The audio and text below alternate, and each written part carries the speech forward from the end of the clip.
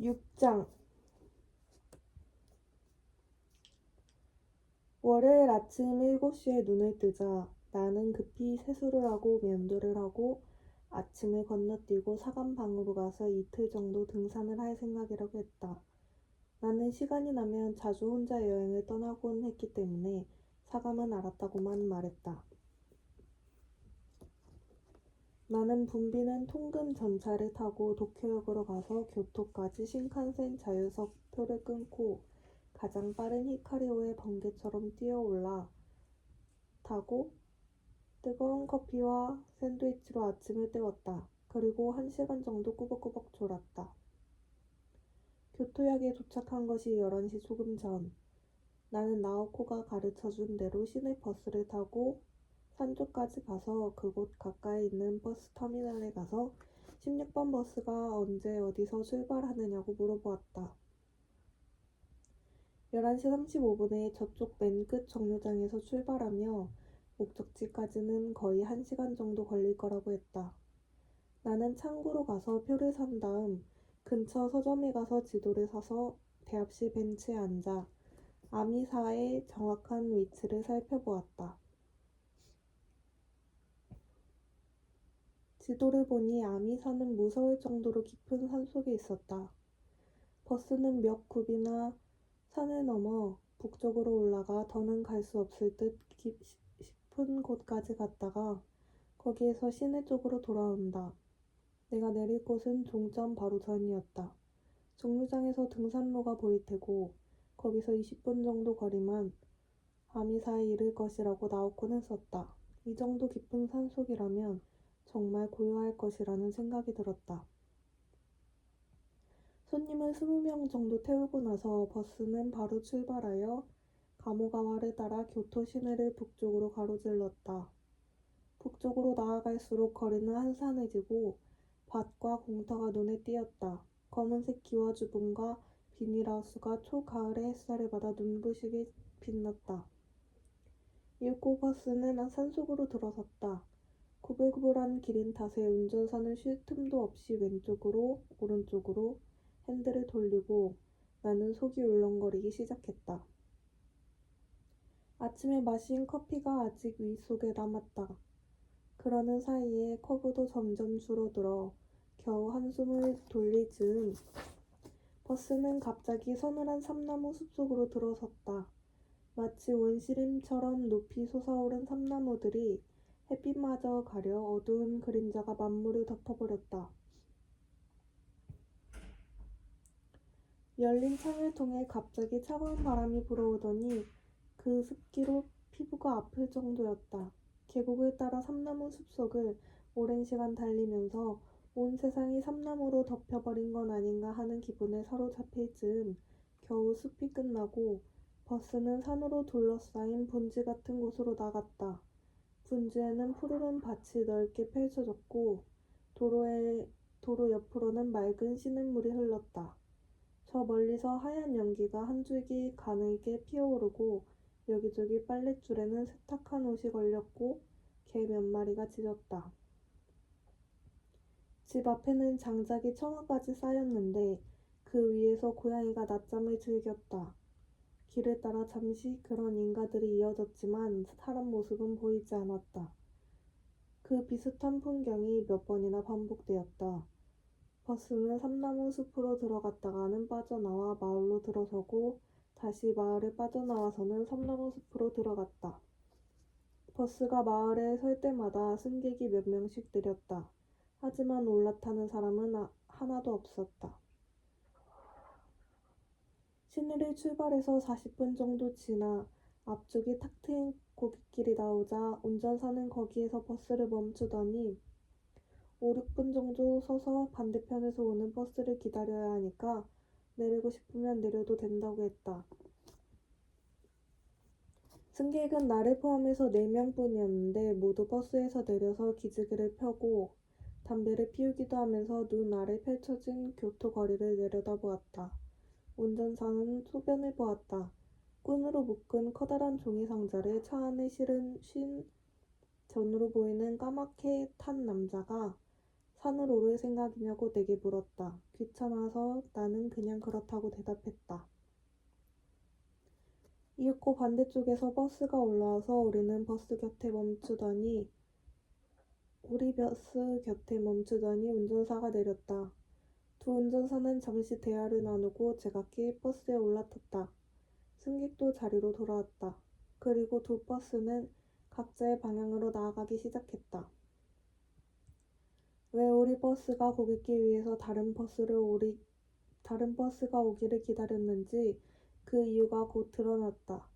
산을 조금 내려간 언저리에서 도로 폭이 갑자기 좁아져 대형 버스 두 대가 스쳐 지나가기가 불가능했기 때문이다. 버스는 라이트밴이나 승용차 몇 대와 마주쳤고 그때마다 어느 한쪽이 후진하여 커브길의 폭 넓은 곳에서 한편으로 비켜서야 했다. 계곡을 따라 늘어선 마을도 조금 전에 비해 점점 더 규모가 작아지고 평평한 경작지도 좁아졌다. 산이 험해지고 산자락이 도로 옆까지 바싹 다가왔다. 어느 마일이든 개가 많아서 버스가 나타나자 경장이라도 하는 것처럼 지저댔다. 내가 내린 정류장은 주변에 아무것도 없는 곳이었다. 인가도 없고 밭도 없었다. 정류장 표지만 홀로 섰을 뿐이고 시내가 흐르고 등산로의 입구가 보일 따름이었다. 나는 배낭을 어깨에 둘러매고 계곡을 따라서 등산로를 오르기 시작했다. 길의 왼편으로는 강이 흐르고 오른편으로는 잡목숲이 펼쳐졌다.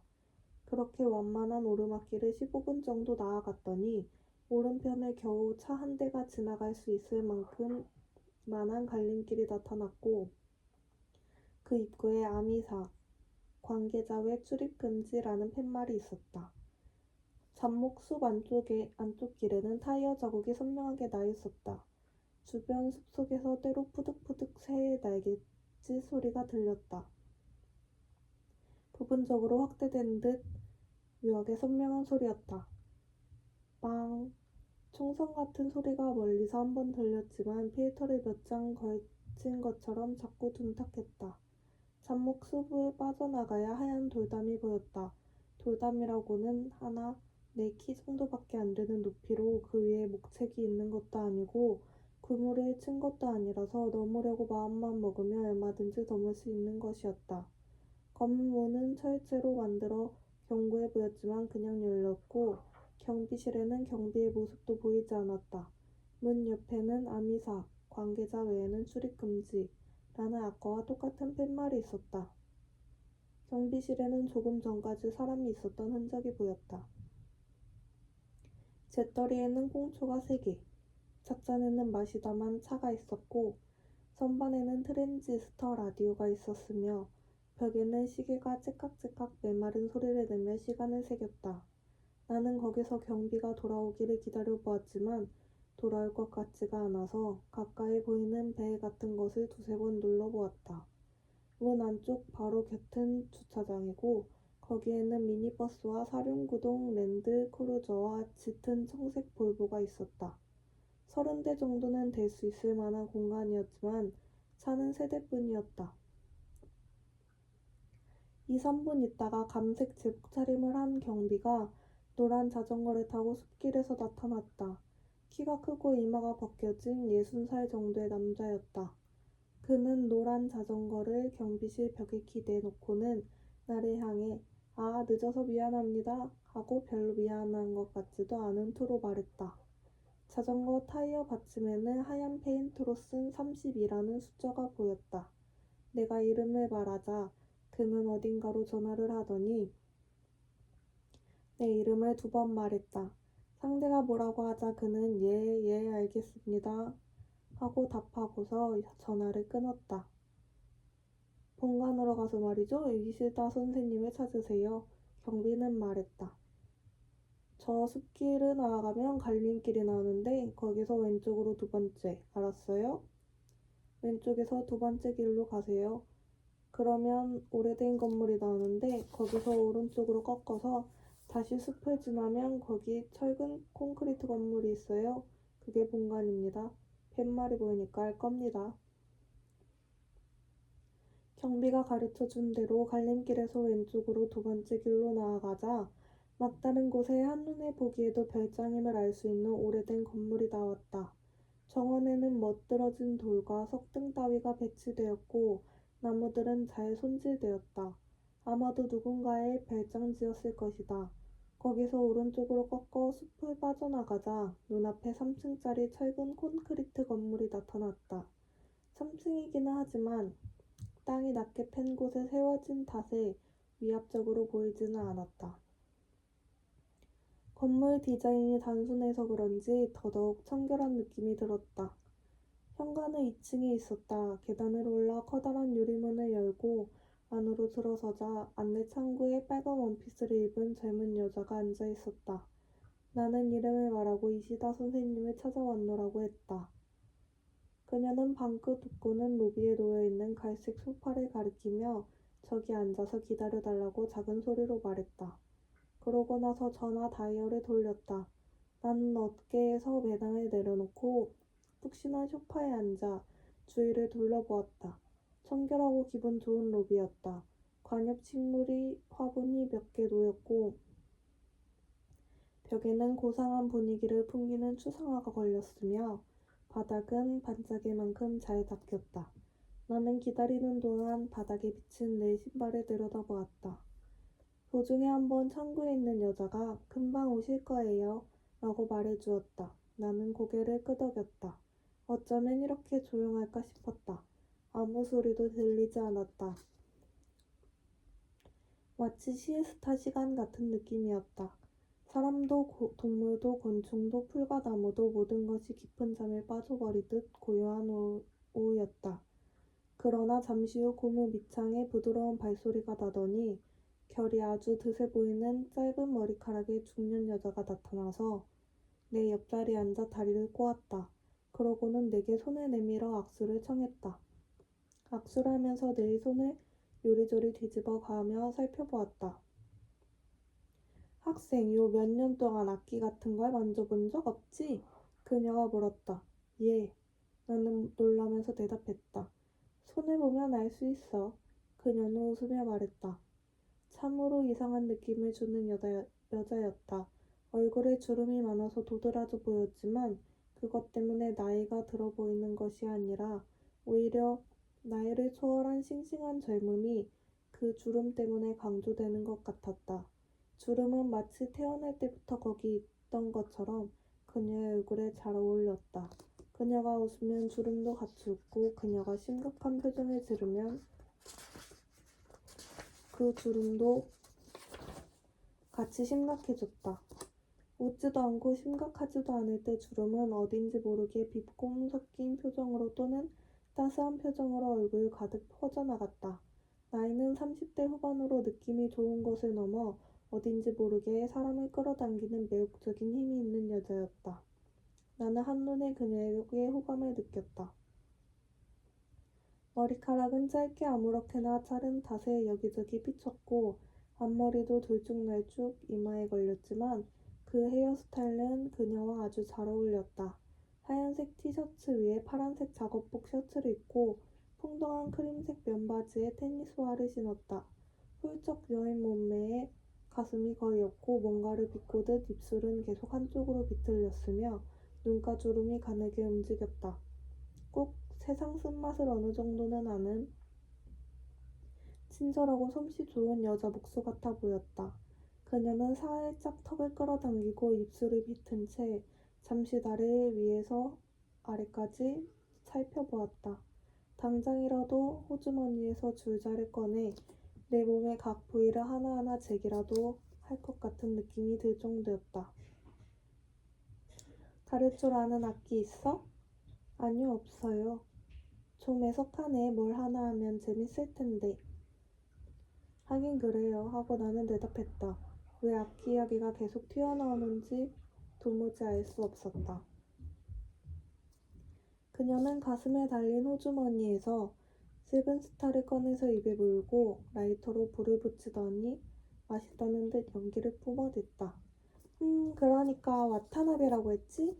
나오코를 만나기 전에 내가 설명을 좀 해두는 게 좋을 것 같다는 생각이 들었거든.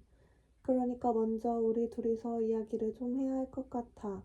여기는 다른 곳하고 조금 다르기 때문에 예비 지식이 없으면 좀 곤란한 일이 생길 수도 있어. 있지. 자기는 여기에 대해 아직 잘 모르지? 예, 거의 아무것도. 그럼 처음부터 설명하자면 말하다가 그녀는 갑자기 무슨 생각이 떠올랐는 듯 손가락을 탁 튕겼다. 근데 점심을 먹었어? 배 안 고파? 고프네요. 그럼 날 따라와. 식당에서 밥이나 먹으면서 이야기하지 뭐. 식사 시간은 끝났지만 지금 가면 뭐라도 먹을 수는 있을 거야. 그녀는 먼저 자리에서 일어나 슥슥 복도를 걸어 계단을 내려가서 1층 식당으로 들어갔다. 식당은 200명 정도를 수용할 수 있는 규모였지만 지금은 반만 사용하는 듯 나머지 반은 칸막이로 막혔다. 꼭 시즌이 끝난 리조트 호텔 같았다.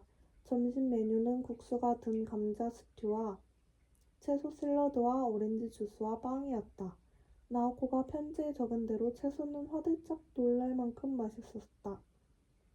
나는 접시에 담긴 음식을 하나도 남김없이 먹어치웠다. 진짜 맛있게 먹는다.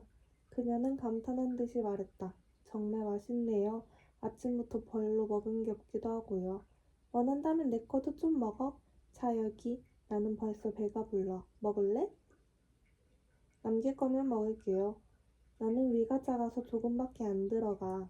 그래서 모자라는 부분은 담배로 보충하는 거야.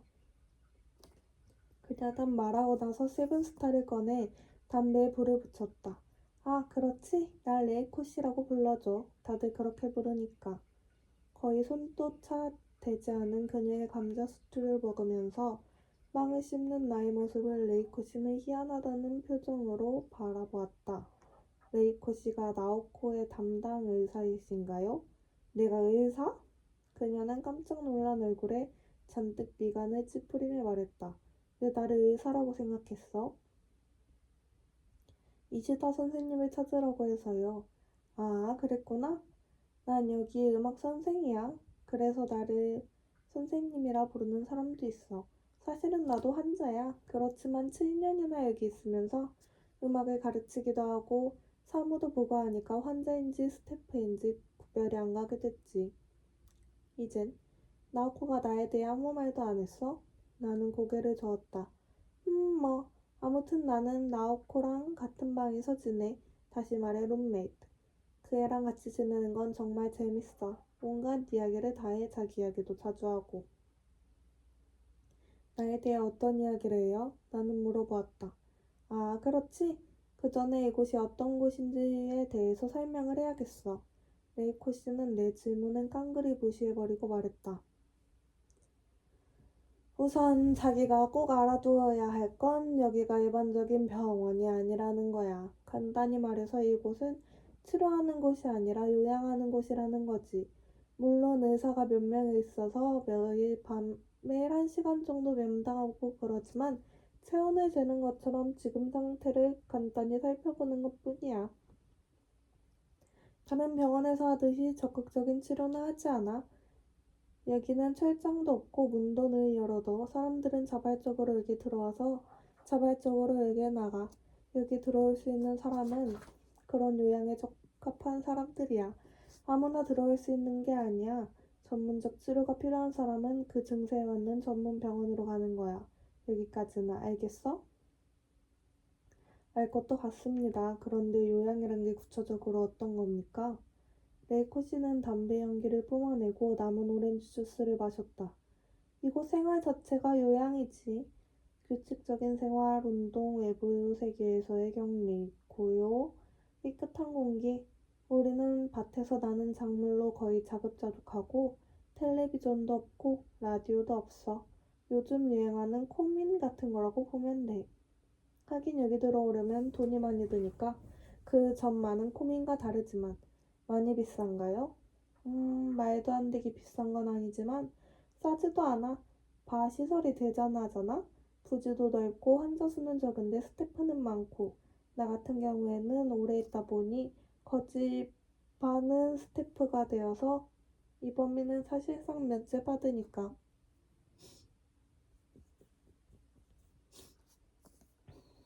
그런 점은 좋지만 저기 커피 마실래? 나는 마시겠노라고 했다. 그녀는 담배를 끄고 자리에서 일어나 카운터의 커피 워머에 커피를 컵 2개에 따라 들고 왔다. 그녀는 설탕을 넣고 스푼으로 줬더니 얼굴을 찌푸리며 마셨다. 이 요양소는 영리단체가 아냐. 그래서 아직은 그리 비싸지 않게 받아도 해나갈 수 있는 거야. 토지도 어떤 사람이 전부 기부한 거고 법인을 만들어서 옛날에는 이 일대가 모두 그 사람 별장부지였어. 한 20년 전까지만 해도. 오래된 주택 봤지? 나는 봤다고 대답했다. 옛날에는 그 건물도 그거 하나뿐이라서 환자를 모아 거기서 그룹으로 치료를 했어. 왜 이런 시설을 만들어 시작했느냐 하면 말이야. 그 사람 아들이 정신병 증상이 좀 있었는데 한 전문의가 그 사람한테 그룹 요양을 권한 거야. 인적이 드문 곳에서 여러 사람이 서로 도우면서 육체 노동을 하며 지내게 한 후 의사가 보고 있다가 조언을 해주고 환자 상태를 체크하는 것만으로도 어떤 류의 병은 치료될 수 있다는 것이 그 의사의 이론이었거든. 그래서 여기에 요양소가 들어선 거야. 그 시설이 점점 확대되어 법인이 되었고 농장도 넓어지고 본관도 5년 전에 세웠어. 치료 효과가 있었던 거로군요. 그렇지. 물론 만병에 다 효과가 있는 건 아니고 좋아지지 않은 사람도 꽤 되지만 그래도 다른 곳에서는 치료가 불가능하다는 사람이 여기서는 많이들 회복되어 집으로 돌아갔어. 여기 제일 좋은 점은 다들 서로 돕는다는 거야. 모두들 자기가 불완전하다는 사실을 아니까 서로 도우려는 거야. 다른 곳은 그렇지가 않아. 애석하게도. 다른 곳에서는 의사는 어디까지나 의사이고 환자는 어디까지나 환자일 뿐이지. 환자는 의사에게 도움을 청하고 의사는 환자를 돕는 거야. 그렇지만 여기에서 우리는 스스로 서로가 서로를 도와.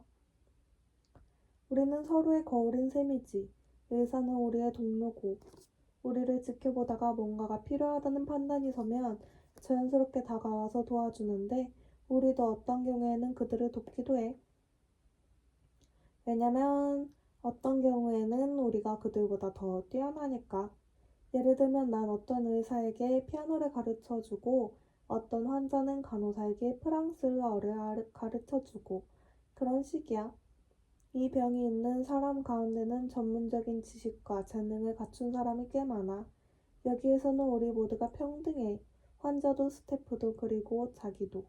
자기도 여기에 있는 한 우리 동료니까.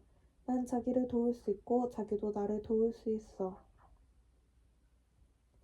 레이코 씨는 온 얼굴의 주름을 부드럽게 잡으며 웃었다. 자긴 나오코를 돕고 나오코는 자기를 돕는 거지.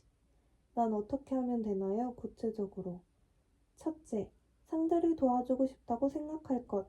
그리고 자기 자신도 다른 사람에게서 도움을 받아야 한다고 생각할 것. 둘째, 정직할 것. 거짓말을 하거나 사실을 왜곡하거나 마음에 불편하다고 해서 적당히 얼버무리지 말 것. 그런 것만 명심하면 돼.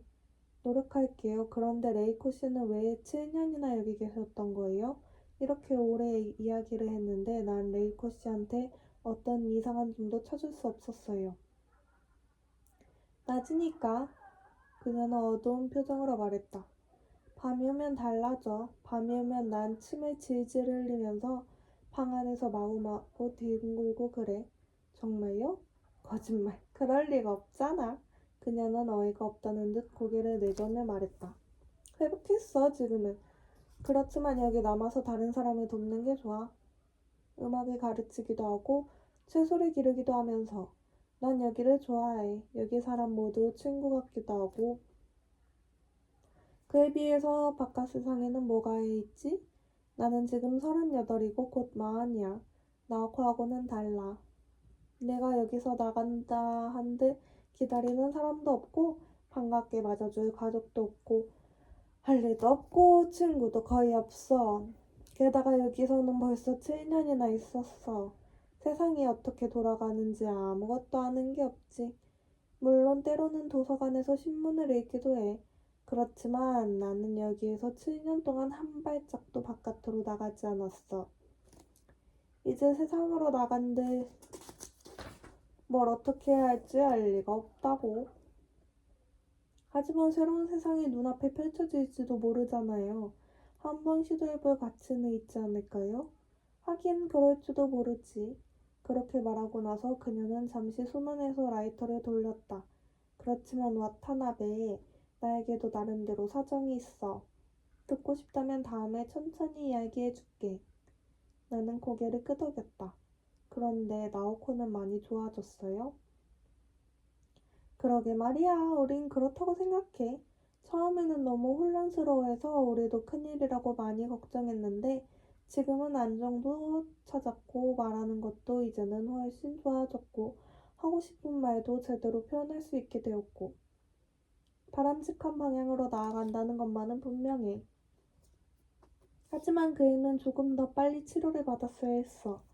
그의 키즈키라는 남자친구가 죽었을 때 벌써 증상이 나타나기 시작했거든. 그리고 그것을 가족들도 분명 알았을 거고 그의 자신도 알았을 거야. 가정 배경도 있었으니까. 가정 배경? 나는 놀라며 물었다. 아니 그것도 몰랐어? 레이코 씨가 오히려 놀라면서 되물었다. 나는 말없이 고개를 저었다. 그러면 그 일에 대한 것은 나오코한테 직접 듣도록 해. 그러는 편이 좋을 거야. 그래도 자기한테는 모든 것을 솔직하게 말할 마음의 준비가 되어 있으니까. 네오코 씨는 티스푼으로 다시 커피를 휘젓고는 한 모금을 마셨다. 그리고 이건 규칙이니까 맨 먼저 말해두는 게 좋을 것 같은데 나오코와 둘만 시간을 보내는 건 금지야. 이건 룰이야. 외부 사람은 면회 상대와 두 사람만 시간을 보낼 수는 없어. 그래서 여기서는 늘 보호자가. 현실적으로는 나의 태이지만 따라다니게 되어 있어. 조금 안타까운 일이긴 하지만 참을 수밖에 없어. 괜찮을까? 알았습니다. 나는 웃으며 말했다. 마음 놓고 하고 싶은 말은 뭐든 해. 내가 곁에 있다는 걸 신경 쓰지 말고. 나는 자기하고 나오코 사이에 대해 거의 다 아니까. 다 안다고요? 거의 전부. 우린 그룹 면담을 하거든. 그래서 서로를 대체로 잘 알아. 거기에다 나오코 하다는 뭐든 다 이야기하니까. 여기에서는 비밀 같은 게 거의 없다고 보면 돼. 나는 커피를 마시면서 레이코 씨의 얼굴을 바라보았다. 솔직히 나는 좀처럼 알 수가 없어요. 도쿄에 있을 때 내가 나오코한테 한 행동이 정말로 옳은 일인 거였는지 아닌지. 거기에 대해서 오랫동안 많은 생각을 했지만 아직도 잘 모르겠어요. 그건 나도 알 수 없는 일이야. 나오코도 모를 거야. 그건 두 사람이 앞으로 대화를 나누면서 할 일이 아닐까 싶어. 그렇잖아? 설령 무슨 일이 있었다 하더라도 좋은 방향으로 이끌어갈 수 있지.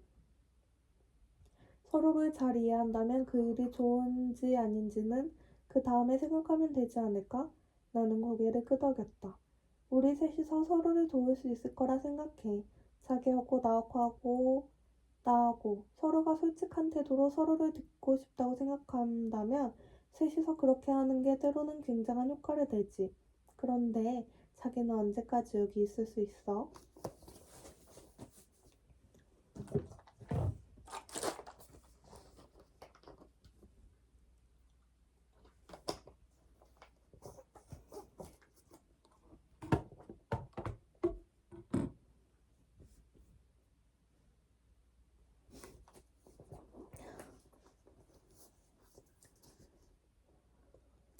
모레 저녁까지 도쿄로 돌아가야 돼요. 아르바이트도 해야 하고 목요일에는 독일어 시험이 있거든요.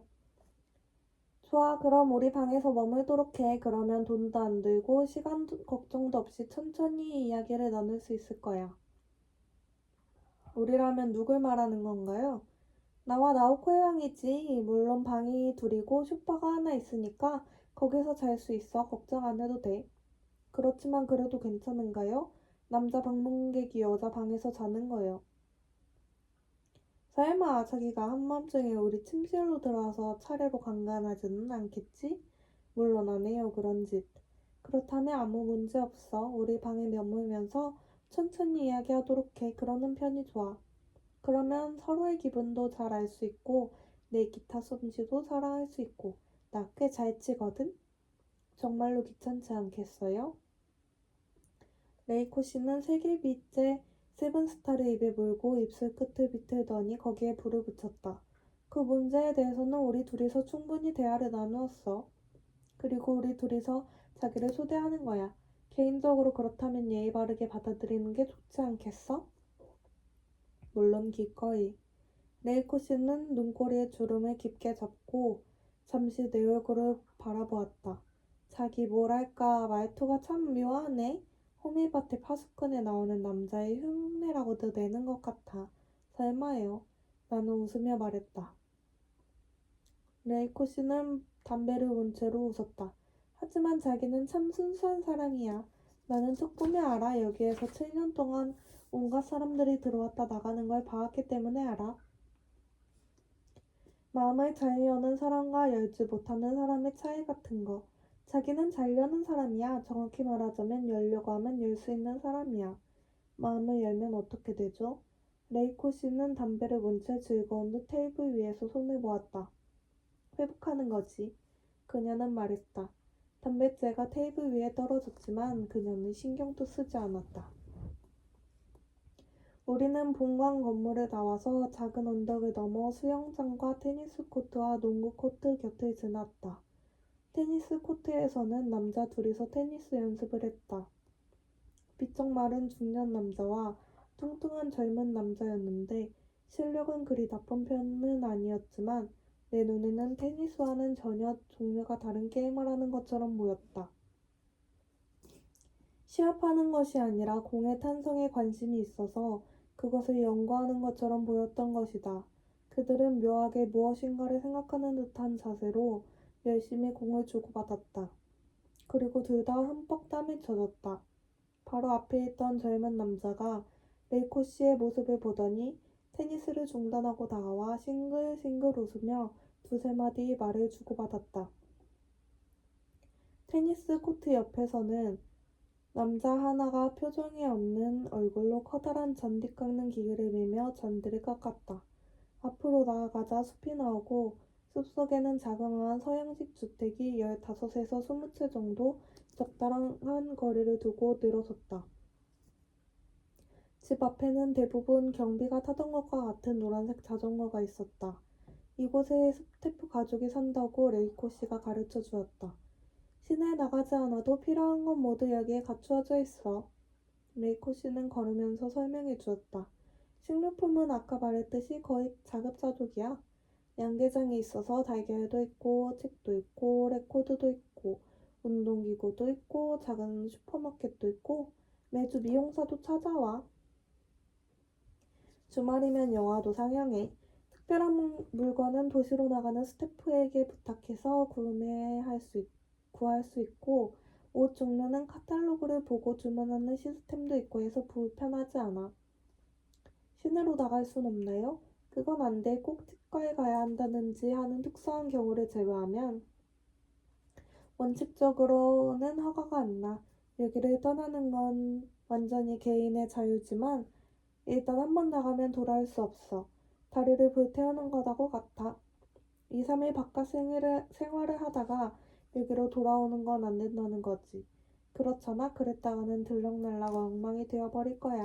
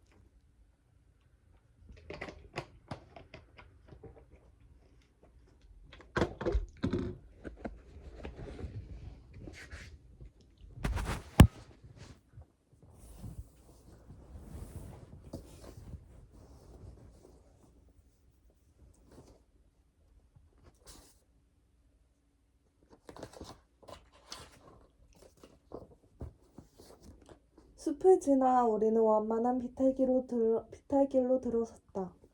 비탈에는 기묘한 분위기를 풍기는 2층 목조 주택이 불규칙하게 늘어섰다. 어디가 어떻게 기묘한지 설명하기는 힘들지만 딱 보는 순간 건물들이 어딘지 모르게 묘하다는 느낌을 받았다. 비현실적인 것을 친숙하게 표현하려 애쓴 그림을 볼 때 흔히 느끼는 감정과 비슷했다. 월트 디즈니가 뭉크의 그림을 바탕으로 만화 영화를 만들면 이런 분위기를 풍기지 않을까 문득 그런 생각이 들었다. 똑같이 생긴 건물이 모두 똑같은 색깔로 칠해졌다. 형태는 거의 정사각형에 가깝고 좌우 대칭의 입구는 넓고 많은 창이 달렸다. 건물들 사이로 마치 운전교습소의 코스처럼 구불구불한 길이 지나갔다. 모든 건물 앞에는 풀꽃을 심고 잘 손질해 두었다. 사람 그림자는 보이지 않고 하나같이 창에는 커튼이 드리워졌다. 이곳은 시지구라고 해서 여자들이 사는 곳이야. 그러니까 우리가 이런 건물이 10동 있고 한 동이 4구역으로 나누어져서 한 구역에든 2사람이 살아. 그래서 전부 80명이 사는 거야. 지금은 32명밖에 없지만 정말 조용하네요. 지금 시간에는 아무도 없어. 난 특별 케이스니까 이 시간에도 이렇게 돌아다니지만 보통 사람들은 각자의 커리큘럼에 따라 행동해야 해.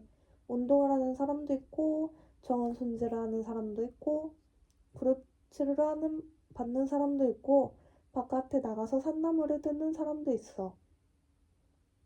그런 것들을 스스로 정해서 커리큘럼을 짜는 거야. 나오코는 지금 뭘 하더라? 벽지 바르기나 페인트 칠 같은 걸 할 텐데 몰라? 잊어버렸어. 그런 일들을 대체로 5시까지 해. 그녀는 C7이라는 번호가 적힌 동 안으로 들어가 정면 끝에 있는 계단을 올라 오른편의 문을 열었다. 문은 잠겨있지 않았다. 레이코 씨는 나를 안으로 이끌어서 내부를 보여주었다. 거실과 침실과 부엌과 욕실, 네 부분으로 된 단순하고 상쾌한 느낌을 주는 집으로 쓸데없는 장식도 없고 생뚱맞은 가구도 없고 그러면서도 썰렁한 느낌은 들지 않았다. 특별한 뭔가가 있는 건 아니었지만 안으로 들어서니 레이코 씨 앞에서처럼 몸에 힘을 빼고 편안하게 있을 수 있었다. 거실에는 소파 하나와 테이블, 흔들 의자가 있었다. 부엌에는 식탁이 있었다. 테이블마다 커다란 재떨이가 있었다. 침실에는 침대가 둘, 책상이 둘, 그리고 옷장이 있었다. 침대 베갯머리에는 조그만 테이블과 독서등이 있고 문 고본이 뒤집어진 채로 놓였다. 부엌에는 작은 전자레인지와 냉장고가 세트로 설치되어 간단한 요리를 만들 수 있게 되었다. 욕조는 없고 샤워기 뿐이지만 이 정도면 괜찮지? 목욕탕이랑 세탁기는 공동으로 사용해.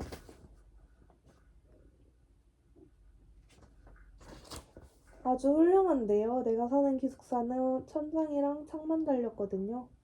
여기 겨울을 잘 몰라서 그런 말을 하는 거야. 레이코 씨는 내 등을 툭 치고는 나를 소파에 앉히더니 자신도 곁에 앉았다. 길고 추운 겨울이야. 여기 겨울은.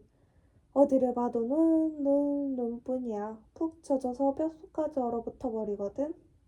겨울이 되면 우리 일상은 눈 치우는 것뿐이지. 그런 계절에는 방 온도를 높여놓고 음악을 틀고 이야기를 나누고 뜨개질 같은 걸 하며 지내. 그래서 이 공간이 아니면 숨이 막혀 살 수가 없어. 겨울에 여기 한번 와보면 알게 될 거야. 에이코 씨는 긴 겨울을 떠올리는 듯 깊이 한숨을 내쉬더니 두 손을 무릎 위에 모았다. 이걸 눕혀서 침대 만들어 줄게. 그녀는 우리가 앉은 소파를 탁탁 두들겼다. 우리는 침실에서 잘 테니까 여기서 자. 그럼 되겠지? 난 아무래도 좋아해요. 그럼 그렇게 하자. 우리는 아마 5시 정도에 돌아올 거야. 그때까지 나도 나오코도 해야 할 일이 있으니까 혼자 여기에서 기다려주면 좋겠는데. 괜찮겠어? 괜찮아요. 독일어 공부나 하고 있을게요. 레이코 씨가 나간 다음 나는 소파에 누워 눈을 감았다.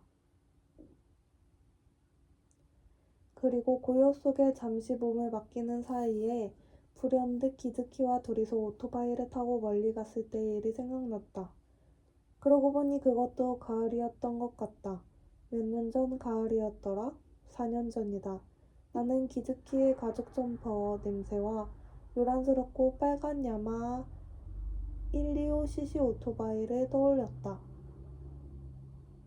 우리는 꽤 먼 해안까지 갔다가 저녁 나절에 지칠 대로 지쳐 돌아왔다. 딱히 특별한 일이 있어서는 아니지만 나는 그 오토바이 여행을 또렷이 기억했다. 귓전에서는 가을바람이 날카롭게 웅웅거리는데 기즈키의 가죽 점퍼를 두 손으로 꾹 움켜잡은 채 하늘을 올려다보니 마치 내 몸이 우주 공간으로 날아가 버릴 것만 같은 느낌에 사로잡혔다. 오랜 시간 나는 소파에 자세도 바꾸지 않은 채 드러누워 그때 일을 하나하나 떠올려 보았다. 왜 여기서 그런 기억이 떠오르는지 영문을 알 수 없었지만 이 방에 누워있자니 여태 생각해보지도 않았던 옛날 일들이나 풍경이 떠올랐다. 어떤 것은 즐겁고 어떤 것은 조금 슬펐다. 얼마나 오래 그렇게 누워있었을까? 나는 예상치 못했던 기억의 홍수. 그것은 실로 샘물처럼 바위 틈으로 퐁퐁 솟아올랐다. 푹 젖어서 나오코가 문을 열고 방 안으로 들어오는 것조차 몰랐을 정도였다. 갑자기 내 눈앞에 나오코가 나타났다. 나는 고개를 들고 잠시 나오코의 눈을 지그시 바라보았다. 그녀는 소파 손잡이에 걸터 앉아 나를 내려다보았다. 처음에 나는 그것이 내 기억이 자아낸 이미지가 아닐까 하는 생각했다. 그렇지만 그것은 진짜 나오코였다. 잤어? 그녀는 아주 작은 목소리로 물었다. 아니, 잠깐 생각을 했어. 그렇게 말하고 나는 몸을 일으켰다. 잘 지내? 응, 잘 지내. 나와코는 미소를 지으며 말했다. 그녀의 미소는 옅은 색깔로 드러난 먼 풍경 같았다. 별로 시간이 없어. 사실은 지금 여기 와서는 안 되는데 살짝 틈을 봐서 왔어. 그래서 금방 가봐야 돼. 근데 내 머리 너무 엉망이지. 아니야, 아주 귀여워. 그녀는 마치 초등학교 여학생을 떠올리게 하는 단정한 머리 모양에 한쪽을 옛날처럼 핀으로 갈무리했다. 그 머리는 정말로 나와코와 잘 어울려 편안해 보였다. 그녀는 중세 목판화에 자주 등장하는 아름다운 소녀 같아 보였다. 너무 귀찮아서 레이코 씨한테 잘라달라 했거든. 정말로 그렇게 보여? 귀여워? 정말 예뻐. 그렇지만 우리 엄마는 못 봐주겠다고 하던데. 그러더니 머리핀을 벗겨내고 머리카락을 내린 다음 손가락으로 몇 번 빗질을 하고 다시 꽂았다. 나비 모양의 머리핀이었다. 난 우리 셋이서 만나기 전에 꼭 너랑 둘이 만나고 싶었어.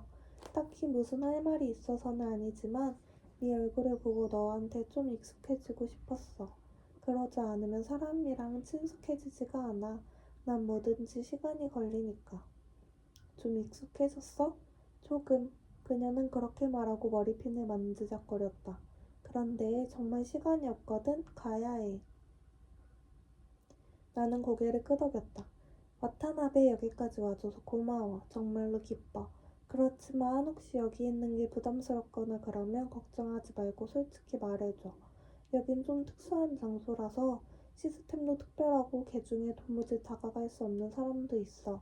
그러니까 그런 느낌이 들면 솔직히 말해줘. 그런다고 실망하거나 그러지 않을 테니까. 여기서 우리 모두 솔직해. 솔직하게 모든 걸 말하거든. 솔직하게 말할게. 나오코는 내 곁에 앉아 나에게 몸을 기댔다.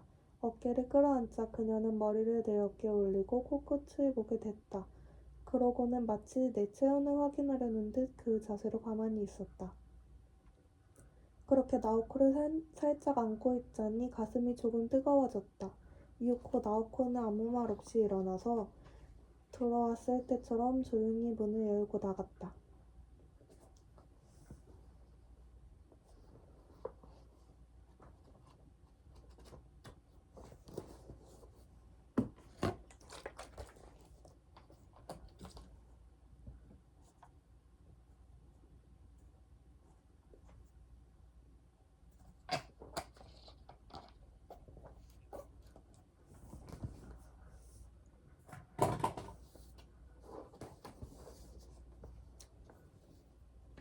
나오코가 가버리고 나는 소파 위에서 잠을 잤다. 잠을 잘 생각은 없었지만 나는 나오코의 존재감 속에 오랜만에 깊은 잠에 빠져들었다.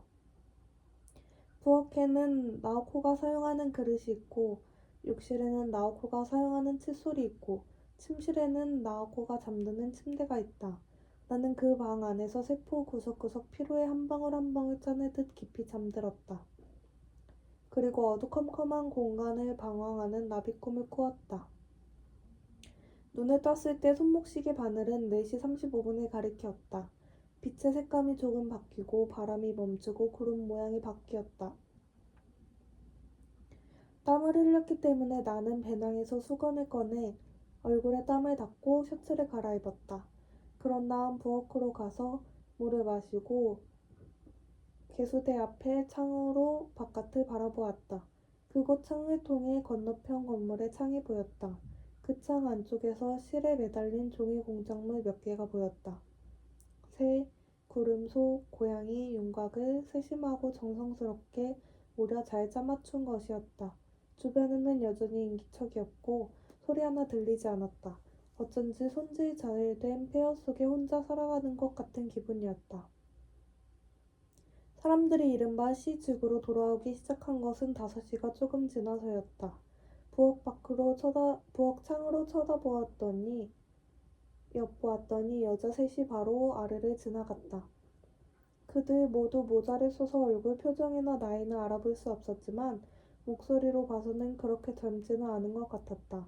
그녀들이 모퉁이를 돌아 사라져버린 다음 다시 같은 방향에서 여자 넷이 나타나 같은 모퉁이를 돌아 사라졌다.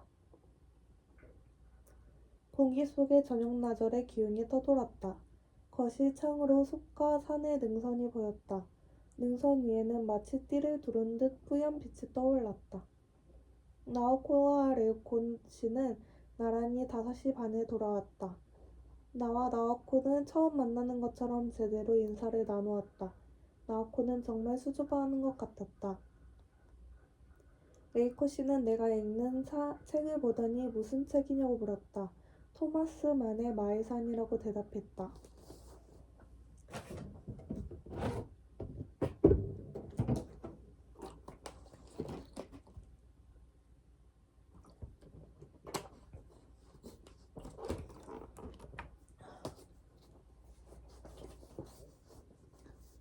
어떻게 이런 내용에서 일부러 그런 책을 가져와? 레이코 씨는 어이가 없다는 듯이 말했다. 듣고 보니 맞는 말이었다. 레이코 씨가 커피를 끓여와 셋이서 마셨다. 나는 나오코에게 특공대가 갑자기 사라져버렸다는 사실을 알렸다. 그리고 마지막으로 만났을 때 그가 나에게 반딧불이를 주었다는 이야기를 들려주었다. 섭섭해. 그 사람이 갑자기 사라져버리다니. 그 사람 이야기를 더 듣고 싶었는데. 나오코는 정말 애석해했다. 레이코 씨가 특공대에 대해 알고 싶어 해서 나는 다시 그에 대한 이야기를 해주었다. 물론 그녀도 배를 잡고 웃었다. 특공대 이야기를 하는 한 이 세상은 평화롭고 웃음으로 가득했다. 6시가 되자 우리는 본관 식당으로 가서 저녁을 먹었다. 나오코와 나는 생선튀김과 채소 샐러드와 조림과 밥과 된장국을 먹고 레이코 씨는 마카로니 샐러드와 커피밖에 들지 않았다. 그런 다음에는 역시 담배였다. 나이가 들면 그리 많이 먹지 않아도 되게 몸이 바뀌는 거야. 그녀는 설명하듯이 말했다. 식당에서는 20명 정도가 테이블에 앉아 저녁을 먹었다. 우리가 식사를 하는 사이에도 몇 사람이 들어오고 몇 사람이 나갔다. 식당 풍경은 사람들 나이가 제각각이라는 것만 빼면 기숙사 식당과 거의 다를 바 없었다. 기숙사 식당과 다른 점이라면 모든 사람이 일정한 음량으로 말을 한다는 것이었다. 큰 소리를 내지도 않고 목소리를 죽이지도 않았다. 소리내어 웃거나 놀라거나 손을 들어 누군가를 부르는 사람은 아무도 없었다. 모든 사람이 같은 정도의 음량으로 조용히 이야기를 나누었다. 그들은 몇 그룹으로 나뉘어 식사를 했다. 한 그룹이 3사람에서 많으면 5사람이었다. 한 사람이 무슨 말을 하면 다른 사람들은 귀를 기울이며 응, 응, 고개를 끄덕이고 그 사람 말이 끝나면 다른 사람이 거기에 대해 잠시 무슨 말을 했다. 무엇에 대해 이야기하는지는 알 수 없었지만 그들의 대화는 나에게 점심 때 보았던 저 기묘한 테니스 시합을 떠올리게 했다. 나오코도 그들과 같이 있을 때는 이런 투로 말을 하는지 의심스러웠다. 그리고 이상한 말이 되겠지만 나는 한순간 질투가 섞인 쓸쓸한 기분에 사로잡혔다. 내 뒤편에 있는 테이블에서는 하얀 가운을 걸친 그냥 보기에도 의사다운 분위기를 풍기는 머리 벗겨진 남자가 안경을 쓴 신경질적으로 보이는 젊은 남자와 다람쥐 같은 얼굴의 한 중년 여자를 향해 무중력 상태에서는 위액 분비가 어떻게 되느냐에 대해 자세하게 설명했다. 청년과 여성은 아하 그렇습니까 하고 추임새를 넣으며 들었다. 그러나 그 말투를 듣노라니 머리 벗겨진 흰 가운 남자가 정말로 의사인지 아닌지 점점 알 수가 없었다. 식당 안에 누구도 딱히 나에게 주의를 기울이지 않았다. 아무도 나를 힐끔힐끔 살펴보지 않았고 내가 거기에 끼어있다는 사실조차 느끼지 못하는 것 같았다. 나의 참가는 그들에게 아주 자연스러운 일인 것 같았다. 딱 한 번 하얀 가운 남자가 갑자기 뒤를 돌아보고는 언제까지 여기 계실 예정입니까? 하고 물었다. 2박하고 수요일 돌아갈 예정입니다. 하고 내가 대답했다. 이 계절이 참 좋지요 여긴. 그래도 겨울에 한번 오세요. 모든 게 새하얗게 변해버리는 곳이니까요. 나오코는 눈이 내리기 전에 여길 떠나버릴지도 몰라요. 하고 레이코 씨가 남자에게 말했다. 아, 그래도 겨울이 아주 좋아요. 그는 진지한 표정으로 거듭 말했다. 그 남자가 진짜 의사인지 아닌지 점점 더 모를 지경에 빠지고 말았다. 이분들 대체로 무슨 얘기를 하는 거예요? 나는 레이코 씨에게 물어보았다. 그녀는 내 질문의 취지를 잘 이해하지 못하는 것 같았다. 어떤 이야기를 할 것도 없이 그냥 보통 이야기지 뭐. 그날 있었던 일, 읽은 책, 내일 날씨, 그리고 여러 가지. 자기 설마 누군가가 벌떡 자리에서 일어나. 오늘은 북극곰이 별님을 먹어버렸으니까 내일은 비다. 라고 외치는 그런 장면을 생각한 건 아니지? 아니, 물론 그런 말이 아니라 다들 너무 조용하게 이야기를 하니까 도대체 어떤 이야기를 나눌까 궁금했을 뿐이에요. 워낙 조용하다 보니 다들 자연스럽게 조용히 말을 하게 돼. 나오코는 생선뼈를 발라 접시 구석에 모아두고 손수건으로 입가를 닦았다. 그리고 목소리를 크게 낼 필요가 없어. 상대를 설득할 필요도 없고 누군가의 눈길을 끌 필요도 없거든. 그건 그렇겠네. 하지만 그런 가운데서 조용히 식사를 하는 사람들 사이에 이상하게도 사람들의 수렁거림이 그리워졌다. 사람들의 웃음소리나 무의미한 외침이나 격한 표현이 지금까지 그런 시끌벅적한 분위기에 몹시 짜증을 내기도 했는데 이런 기묘한 적막함 속에서 생선을 먹고 있자니 아무래도 마음이 안정되지 않았다. 식당 분위기는 특수한 기계 공구의 근본 시장과 비슷했다. 한정된 분야에 강한 관심을 가진 사람들이 한정된 장소에 모여 저희들만 아는 정보를 교환하는. 식사를 끝내고 방으로 돌아오자 나오코와 레이코 씨는 시 지구 안에 있는 공동 욕탕에 간다고 했다. 그리고 만일 샤워만 해도 괜찮으면 샤워실을 사용해도 된다고 했다. 나는 그러겠노라고 대답했다. 두 사람이 나간 다음 나는 옷을 벗고 샤워를 하고 머리를 감았다. 그리고 드라이어로 머리를 말리면서 책상에 진열된 빌 에번스의 레코드를 꺼내 틀었다가 그것이 나오코의 생일 때 그녀의 방에서 내가 몇 번이나 틀었던 그 레코드라는 사실을 깨달았다. 나오코가 울었고 내가 그녀를 안았던 그날 밤이었다. 고작 반년 전 일인데 마치 아주 먼 옛날처럼 느껴졌다. 아마도 거기에 대해 몇 번이나 생각했기 때문일 것이다. 너무 자주 많이 생각한 탓에 시간 감각이 늘어지고 뒤틀려 버린 것이다.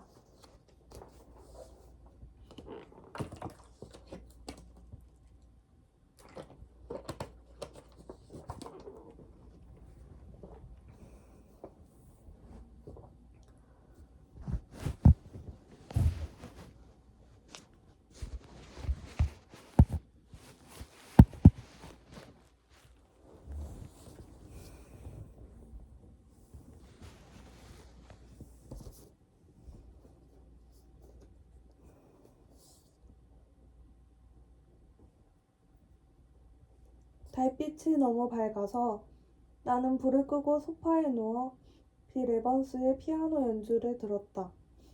창으로 비쳐드는 달빛은 온갖 사물의 그림자를 길게 늘어뜨리고 마치 묽게 탄 먹을 바른 것처럼 아련하게 벽을 물들였다. 나는 뱅은항에서 브랜디를 넣은 얇은 금속재 수통을 꺼내 한 모금을 머금고 천천히 목 너머로 넘겼다. 따스한 감촉이 목에서 위로 천천히 내려갔다. 따스한 기운은 위에서 몸 구석구석으로 퍼져나갔다. 나는 또 한 모금 브랜디를 머금은 다음 뚜껑을 닫고 배낭에 넣었다. 달빛이 음악에 맞춰 흔들리는 것이 보였다. 20분쯤 지나 나오코와 레이코 씨가 돌아왔다. 불도 꺼졌고 깜깜해서 밖에서 보고 정말 놀랐어. 짐 싸서 도쿄로 돌아갔나 했지. 레이코 씨가 말했다. 설마요. 이렇게 밝은 달을 보는 게 너무 오랜만이라 불을 꺼봤어요. 그나저나 멋지잖아 이런 분위기. 레이코 씨, 지난번 정전 때 썼던 초 아직 있어? 나오코가 말했다. 부엌 서랍에 있을 거야 아마. 나오코는 부엌으로 가서 서랍을 열고 하얗고 커다란 초를 들고 왔다. 나는 거기에 불을 붙이고 촛농을 떨어뜨려 잿더리 위에 세웠다. 네오코 씨가 그 불에 담배를 붙였다. 여전히 주변은 적막한데 그 속에서 촛불을 두고 둘러앉으니 마치 우리 세 사람만이 세계의 끝에 버려진 듯했다. 적막하게 비쳐드는 달빛 그림자와 촛불에 흔들리는 그림자가 하얀 벽 위에서 마구 엇갈렸다. 나오코와 나는 나란히 소파에 앉고 레이코 씨는 건너편 흔들 의자에 앉았다. 어때? 와인이라도 한잔할래? 레이코 씨가 내게 말했다. 여기서는 술 마셔도 괜찮아요? 나는 조금 놀라서 물었다. 사실은 안 되지만 말이야. 레이코 씨는 귓볼을 손가락으로 긁으며 검연 적은 듯이 말했다. 그렇지만 그냥 넘어가는 게 보통이야. 와인이나 맥주 정도는 많이 마시지만 않으면 내가 잘 아는 스태프한테 부탁해서 살짝 쏟아 달라고 하거든. 가끔은 둘이서 주거니 받거니 하니까. 나오코가 익살스럽게 말했다. 그거 괜찮네요. 내가 말했다. 레이코 씨는 냉장고에서 화이트 와인 한 병을 꺼내 코르크 와게를 따고 잔을 3개 가져왔다. 마치 뒷마당에서 담근 것처럼 상큼하고 맛있는 와인이었다. 레코드가 끝나자 레오코 씨는 침대 아래에서 기타 베이스를 꺼내 사랑스러운 손길로 현을 조율하고는 바흐의 푸가를 연주하기 시작했다. 여기저기 손가락이 꼬이긴 했지만 마음이 담긴 제대로 된 바흐였다. 따스하고 친밀하면서도 연주하는 기쁨 같은 것이 넘쳐 흘렀다. 기타는 여기 와서 시작한 거야. 방에 피아노가 없잖아? 그러니까 독하긴데다 손가락이 기타 체질이 아니라 잘 되지가 않아. 그렇지만 기타 치는 거 정말 좋아. 작고 단순하고 상냥하고 마치 아담하고 따스한 방 같아. 그녀는 바흐의 소품 하나를 더 쳤다. 조곡 가운데 하나였다. 촛불을 바라보고 와인을 마시면서 레이코 씨가 연주하는 바흐에 귀를 기울이자니 어느새 마음이 편안해졌다. 바흐가 끝나자 나오코는 레이코 씨에게 비틀즈를 쳐달라고 했다. 리퀘스트 타임. 레이코 씨는 한쪽 눈을 가늘게 뜨고 나에게 말했다. 나오코가 오고부터 날이면 날마다 비틀즈를 쳐야 돼. 꼭 불쌍한 음악 노예처럼. 그녀는 그렇게 말하면서 미셸을 아주 멋들어지게 쳤다. 참 좋은 곳이야. 나 이거 정말 좋아해. 레이코 씨는 와인을 한 모금 마시고 담배를 피웠다. 마치 아주 넓은 초원에 부드럽게 비가 내리는 것 같은 곡. 그런 다음에 그녀는 노웨어맨을 치고 줄리아를 쳤다. 때로 기타를 치면서 눈을 감고 고개를 흔들었다. 그러고는 와인 한 모금 그리고 담배를 피웠다. 노르웨이의 숲 부탁해. 나오코가 말했다. 레이코가 부엌에서 고양이 저금통을 들고 오자 나오코가 지갑에서 100엔 동전을 꺼내 거기에 넣었다. 뭔데요 그거?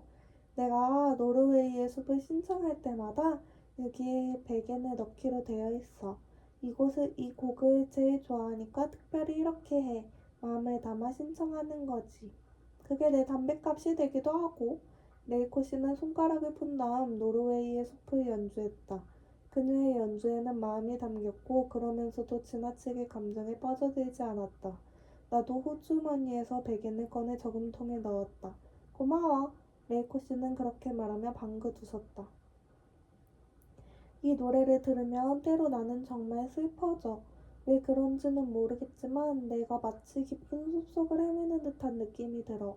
춥고 외롭고 그리고 캄캄한데 아무도 나를 도와주러 오지 않아. 그래서 내가 원하지 않으면 레이코 씨는 절대로 이 곡을 연주하지 않아. 나코가 말했다. 무슨 카사블랑카 같은 이야기잖아. 레이코 씨가 웃었다.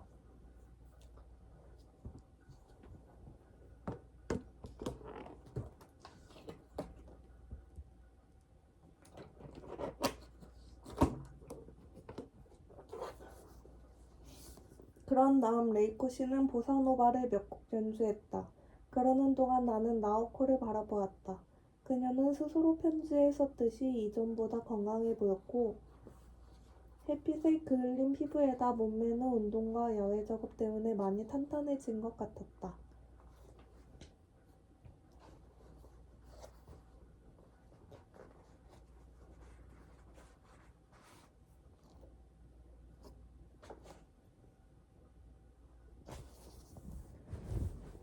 호수처럼 깊고 맑은 눈동자와 부끄러운 듯 흔들리는 작은 입술만은 예전과 다를 바 없었지만 전체적으로 보아 그녀의 아름다움은 성숙한 여성의 것으로 바뀌었다. 예전 그 아름다움의 그늘에 보이지 않게 숨어있던 어떤 날카로움, 때로 가슴을 서늘하게 하는 예리한 면도날 같은 은 저 멀리 물러나고 그 대신에 상냥하게 어루만지는 듯한 독특한 고요가 감돌았다. 그 아름다움이 내 가슴을 뒤흔들었다. 그리고 고작 반년 사이에 한 여성이 이만큼이나 크게 바뀌어 버릴 수 있다는 사실에 경악하지 않을 수 없었다. 새로이 나오코의 몸을 감싸고 도는 그 아름다움은 예전과 같을 정도로 또는 그 이상으로 나를 끌어당겼지만 그래도 그녀가 잃어버린 것을 생각하니 조금 안타깝기도 했다. 사춘기 소녀 특유의 거침없이 홀로 앞으로 나아갈 것 같은 아름다움은 다시 그녀에게 돌아오지 않을 것이다. 나오코는 내가 어떻게 지내는지 알고 싶다고 했다. 나는 대학의 동맹 휴교에 대해 이야기하고 나가사와에 대해 말했다. 나오코에게 나가사와 이야기를 한 것은 처음이었다. 그의 기묘한 인간성과 특이한 사고 시스템과 한쪽으로 치우친 도덕관에 대해 정확히 설명한다는 것은 참으로 어려운 일이었으나 나오코는 결국 내가 하고자 하는 말을 대체로 이해해 주었다. 나는 그와 둘이서 여자애를 낚으러 다녔다는 사실은 숨겼다. 오로지 그 기숙사에서 친하게 지내는 유일한 남자가 얼마나 특이한 인물인가를 설명해 주었을 따름이었다. 그러는 동안 레이코 씨는 기타를 끌어안고 다시 아까 치던 푸가를 연습했다. 그녀는 여전히 사이사이에 와인을 마시기도 하고 담배를 피우기도 했다. 특이한 사람인 모양이야? 나오코는 말했다. 이상한 사람이지. 그렇지만 그 사람 좋아하는 거지? 잘 모르겠어. 그렇지만 아마도 좋아하는 것과는 다를 거야. 그 사람은 좋아하거나 싫어하거나 할 그런 범주에 속하는 존재가 아니야. 본인도 그런 걸 바라지 않고 그런 의미에서 그 사람은 정말 정직하고 가면을 쓰지 않는 금욕주의자야. 그렇게 많은 여자랑 자는 사람 보고 금욕주의자라니. 정말 이상한 이야기야. 나오코는 웃었다. 몇 사람하고 잤다고? 아마도 벌써 8명 정도까지는 갔을 거야. 그렇지만 그 사람 같은 경우는 여자 수가 늘어나면 늘어날수록 그 하나하나 행위가 가진 의미가 점점 흐려져 갈 테고 그것이 바로 그 남자가 추구하는 거라는 생각이 들어. 그게 금욕주의야? 그에게는 나하고는 잠시 내가 한 말에 대해 생각하는 것 같았다. 그 사람 나보다 훨씬 더 머리가 이상한 것 같아. 그녀가 말했다. 나도 그렇게 생각해. 하지만 그는 자기 안에 있는 뒤틀림을 전부 개통지어서 이론화해버려. 아주 머리가 좋은 사람이니까. 그 사람을 여기 데려오면 아마 이틀 안에 나가버릴 거야. 이것도 알고 저것도 알고 전부 알겠다며. 그런 사람이야. 그런 사람이 세상에서 존경받는 거야. 아마 난 머리가 나쁠 거야. 여기에 대해서도 아직 잘 모르겠어. 나 자신을 잘 모르는 것처럼. 머리가 나쁜 게 아니라 그게 보통이야. 나도 나 자신에 대해 모르는 게 너무 많거든. 그게 바로 평범한 사람이야. 나오코는 두 다리를 소파 위에 올리고 무릎을 세워 앉고는 거기에 턱을 올렸다. 난 와타나베에 더 많이 알고 싶어. 보통 사람이지. 평범한 가정에서 태어나 평범하게 자랐고 평범한 얼굴에 보통 성적의 보통 정도를 생각하며 살아. 이런 자기를 평범하다고 말하는 사람은 절대로 신용해서는 안 된다고 말한 게 바로 네가 가장 좋아하는 스콧 피츠제럴드가 아니었나? 그 책 너한테 빌려서 읽었거든. 나오코는 장난스럽게 웃으며 말했다. 그렇긴 해. 나는 솔직히 인정했다. 그렇지만 의식적으로 나를 그렇게 규정하는 게 아니라 정말 진심으로 그렇게 생각해. 내가 평범한 사람이라고. 넌 내 속에 뭔가 평범하지 않은 걸 찾을 수 있어?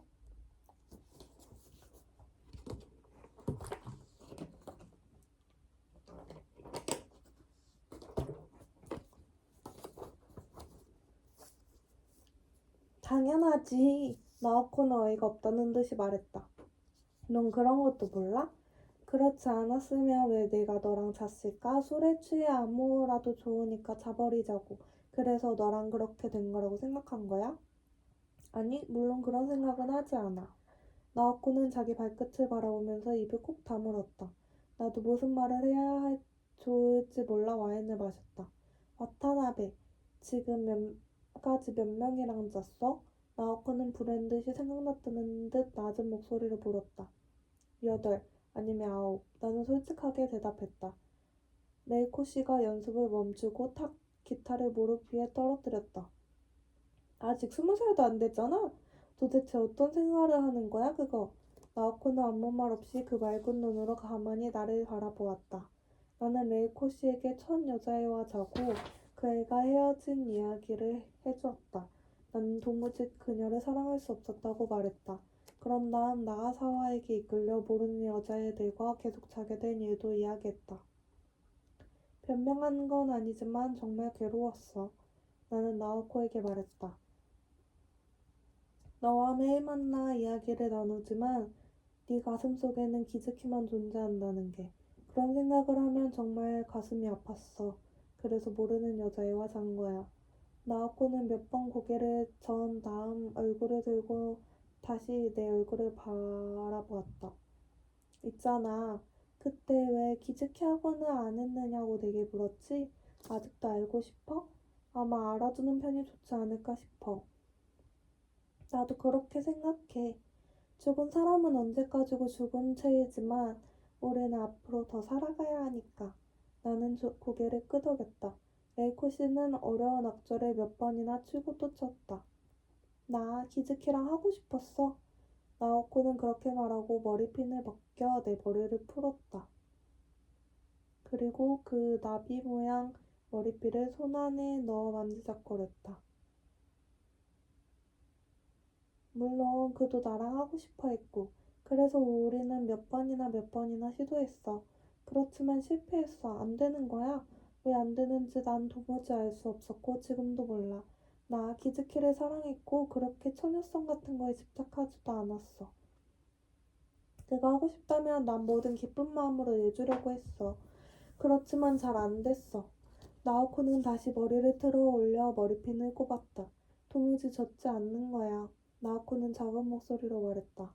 열리지 않았어 전혀. 그래서 너무 아팠어. 메말라서 아팠던 거야. 온갖 방법으로 시도해봤어. 우리 그런데 무슨 짓을 해도 계속 안 되었어. 뭔가 발라와도 아팠어. 그래서 난 쭉 손가락이나 입으로 해줬어. 알지? 나는 아무 말 없이 고개를 끄덕였다.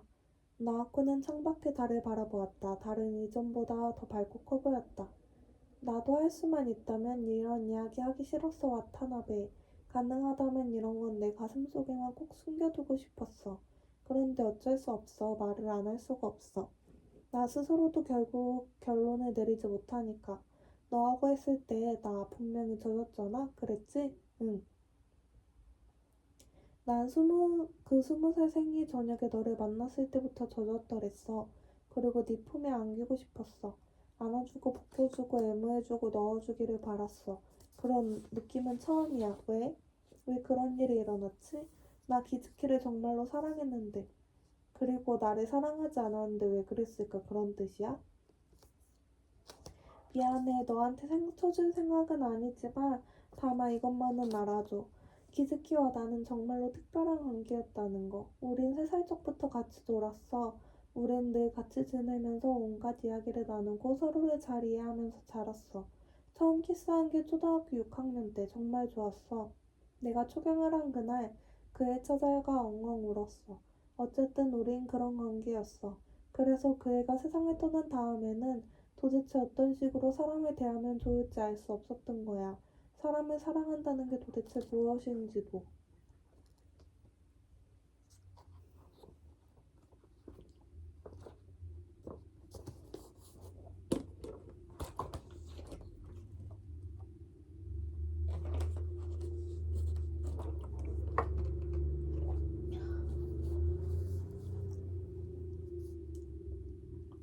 그녀는 테이블 위에 와인잔을 잡으려 했지만 손이 닿지 않아 잔이 바닥에 떨어져 굴렀다. 나는 몸을 숙여 잔을 집어 테이블 위에 올려놓았다. 와인을 조금 더 마시겠느냐고 나오코에게 물어보았다. 그녀는 잠시 입을 다물고 있다가 갑자기 몸을 떨며 흐느껴 울기 시작했다.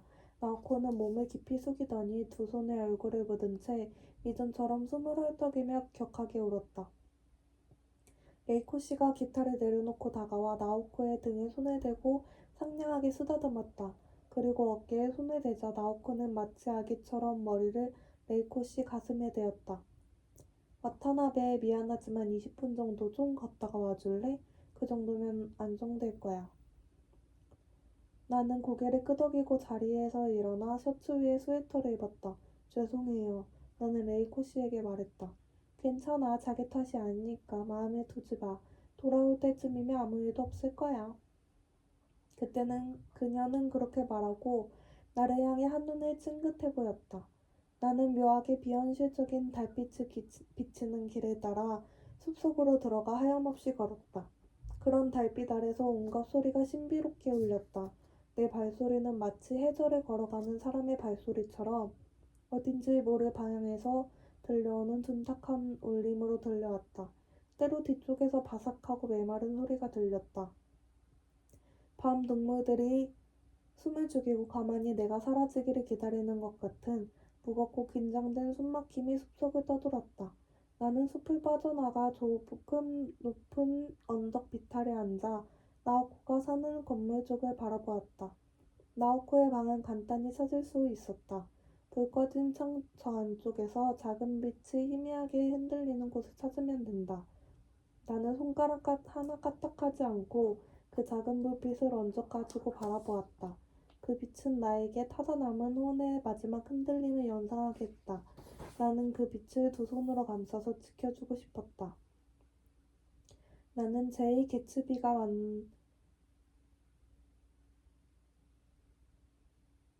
건너편 작은 빛을 매일 밤 지켜보던 것처럼 희미하게 흔들리는 불빛을 오래오래 바라봤다.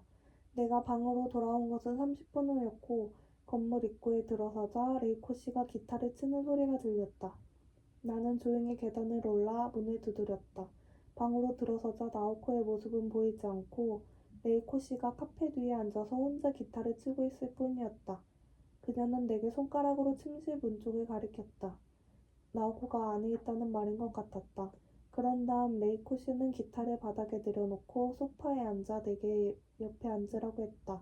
그리고 남은 와인을 두 잔에 나누어 부었다. 그 애는 괜찮아. 레이코 씨는 내 무릎을 가볍게 치며 말했다. 잠깐 혼자 누워있으면 안정될 테니 걱정 마. 좀 감정이 차올랐을 뿐이니까. 그동안 나랑 잠시 걷지 않을래? 그러죠.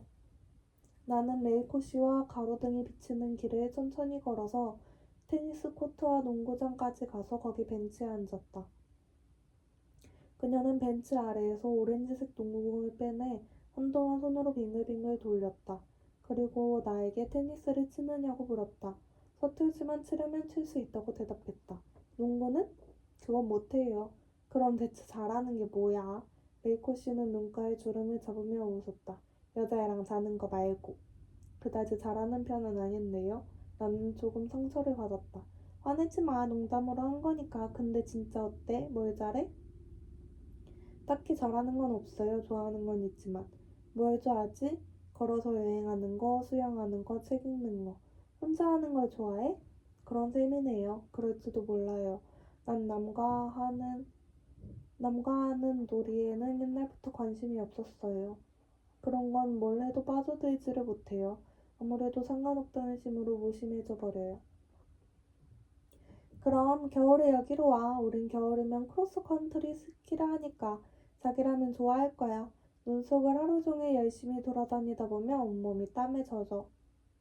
그리고 가로등 불빛 아래에서 마치 오래된 악기를 점검이라도 하는 듯이 자신의 오른손을 바라보았다.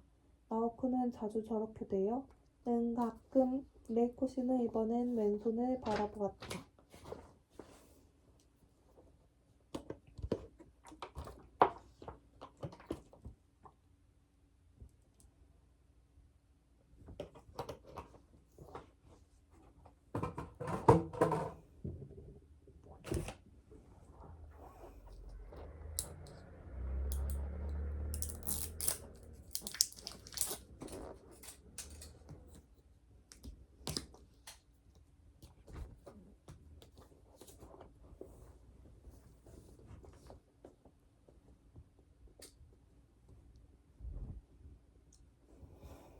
자주 그래. 감정이 차올라서 울어.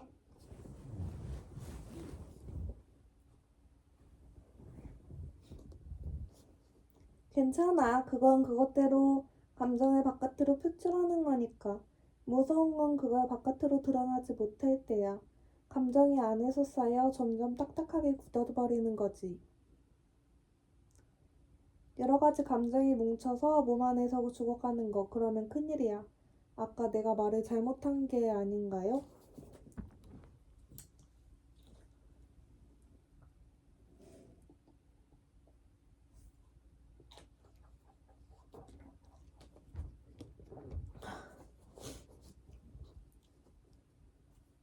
아무것도. 괜찮아. 아무 잘못 없으니까 걱정하지 마. 뭐든 솔직하게 말하도록 해. 그게 제일 좋은 거야. 만일 그때 때문에 서로 얼마간 상처를 준다 해도 아니면 아까처럼 누군가의 감정을 격양시킨다 해도 긴 악목으로 봐서 그게 제일 좋아. 자기도 진심으로 나오코의 회복을 바란다면 그래야 돼. 처음에도 말했듯이 그 애를 도우려 하지 말고 그 애를 회복시켜서 자기도 회복하고 싶다고 바라는 거야. 그게 여기 방식이니까.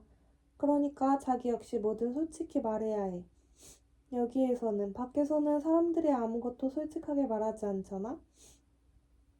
그건 그래요. 나는 7년이나 여기 있으면서 많은 사람들이 들어오고 나가는 것을 지켜봤어. 아마도 그런 걸 너무 많이 봐버렸기 때문이겠지. 그래서 사람을 보기만 해도 나을 것 같다든지 안 될 것 같다든지 그럭저럭 직감적으로 알아버리는 거야. 그렇지만 나오코는 잘 모르겠어. 저 애가 과연 어떻게 될지 도무지 가늠할 수가 없어. 다음 달에 완전히 나을지도 모르고 아니면 몇 년이고 이런 상태가 계속될지도 모르고. 그래서 거기에 대해서는 자기한테 어떤 말도 해줄 수 없어. 그냥 솔직히 대하라는 둥, 서로를 이해하라는 둥, 그런 아주 일반적인 말밖에 할 수 없어. 왜 나오코만 잘 모른다는 거죠? 아마도 내가 그 애를 좋아하니까? 그래서 객관적으로 바라볼 수 없는 게 아닐까? 감정이 너무 개입돼서 난 그 애를 좋아해. 정말로. 그리고 그것 말고도 그의 경우는 여러 가지 문제가 아주 복잡하게 얽힌 실타래 같아서 그걸 하나하나 풀어가는 게 핵심이 아닐까 싶어. 모두를 풀어내기까지 오랜 시간이 걸릴지도 모르고 또는 어떤 계기로 갑자기 모든 문제가 풀려버릴지도 몰라. 뭐 그런 거야. 그래서 나도 판단을 내리지 못하는 거지. 그녀는 다시 한번 농구공을 빙글빙글 돌리고는 바닥에 튀겼다. 가장 중요한 것은 서두르지 않는 거야. 이건 내가 할 수 있는 또 하나의 충고야. 서두르지 말 것. 도저히 감당할 수 없을 만큼 꼬이고 또 꼬여도 절망적인 기분에 빠지거나 다급한 마음에 억지로 끌어내려 해서는 안 돼. 충분히 시간을 들인다는 마. 충분히 시간을 들인다는 생각을 가지고 하나하나 천천히 풀어나가야만 해. 할 수 있겠어? 해보겠습니다. 시간이 많이 걸릴지도 모르고 시간을 들여도 완전히 낫지 않을지도 몰라. 자기 그거 생각해봤어? 나는 고개를 끄덕였다. 기다리면 고통스러워. 레이코 씨는 공을 튀기면서 말했다. 특히 자기 나이 때는 오로지 그에게 낚이기만을 기다리는 거야. 그리고 거기에는 어떤 보증도 기한도 없어. 자기 그럴 수 있겠어? 그만큼 나오코를 사랑해? 잘 모르겠어요. 나는 솔직히 대답했다. 나도 사람을 사랑한다는 게 어떤 건지 정말 잘 모르겠어요. 나오코는 다른 의미에서요. 그렇지만 가능한 한을 보고 싶어요. 그러지 않으면 나 자신이 어디로 가야 할지 옳은지 도무지 알 수가 없어지니까요. 아까 레이코 씨가 말한 것처럼 나오코와 나는 서로가 서로를 구원해 주어야만 하고 그것만이 서로를 구원하는 길이라고 생각해요. 그러면서 닥치는 대로 여자애들이랑 잘 거야? 그 일도 어쩌면 좋을지 도무지 모르겠어요. 도대체 어쩌면 좋죠? 계속 마스터베이션을 하면서 오로지 기다려야 할까요? 나 자신도 좀처럼 수습이 안 돼요, 그런 건. 레이코 씨는 공을 지면에 내려놓고 내 무릎을 가볍게 툭 쳤다. 응, 뭐 여자랑 자는 게 나쁘단 소리가 아니야. 자기가 좋다면 그러면 되지. 그건 자기 인생이니까 스스로 정하면 돼. 다만 내가 하고 싶은 말은 부자연스럽게 스스로를 갉아먹어서는 안 된다는 거야. 알겠니? 그러는 건 너무 아까워. 19, 20은 인격이 성숙하는데 아주 중요한 시기고 그런 시기에 잘못해서 뒤틀려 버리면 나이가 든 뒤 고생해. 진짜야 이건. 그러니까 잘 생각해야 해. 나우코를 소중히 여긴다면 자기 스스로도 소중히 여겨야 해.